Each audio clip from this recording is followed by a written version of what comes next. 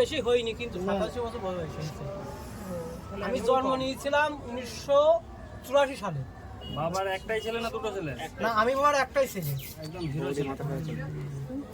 আগে তো প্রবোধের সাথে ব্যবসা করতাম। প্রবোধ মনে করে ঝাঁ চালা গিয়েছে। এখন নাম কি আছে তোমার? প্রসেনজিৎ বিশ্বাস নাম হয়েছে। চিরঞ্জিতকে চিনেন তো তাহলে? প্রসেনজিৎ বিশ্বাস বলতে। আচ্ছা, প্রবোধ এবারটা হাটে দিল, তাই প্রবোধ আর বেটা ভালো লাগলে কেমন লাগছে? মোটামুটি ভালো লাগছে। আর কি খাবে তুমি? হাত খাবে তো? এটা তুমি জেনে রাখো। বাস ঠিক আছে। জলটা তো জলটা উনি শরীর ভালো আছে, কিন্তু কথা আচ্ছা আমি কিন্তু কথা বলতে পারছি, কিন্তু আমার শরীর এত ভালো হইলো কেন? তুমি ধুলো শুচ্ছ কেন? গায়ে তো ধুলো লাগছে। কথা বলছি তো সেই জন্য আর কি। ধুলো মতো সবে কেন? না, আমি কথা ভালোই বলতে পারছি। ঠিক আছে। প্রথম কথা বলতে বলতে ভালো হয়ে যাবে। হ্যাঁ, এমনি গামছিটা খোলো।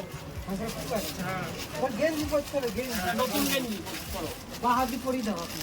একদম দাদা খুলে দিচ্ছি তোমার। আপনার বাড়ি কোথায়? আপনি যেখানে থাকেন ওখানেই আমার বাড়ি। আপনি বাড়িতে কে কে আছে? আমার বাবা আছে, আচ্ছা, আমি বাবার একটাই ছিল। তুমি চলে আসছো কেন? এই ব্যবসা করতে করতে এসেছি। ব্যবসা করতে করতে এখানে চলে আসছো? হ্যাঁ, আবার কবে যাবে? ফিরবে কবে? আবার সে মঙ্গলবারের দিনকে, মঙ্গলবার ফিরবে? ঠিক আছে। এই মঙ্গলবারে আর কি। সেটাই বলা হলো আর কি। এবার আচ্ছা ঠিক আছে, আরে একটা কথা বলা হয়ে গেল। নাও, জামাটা আইটে নাও।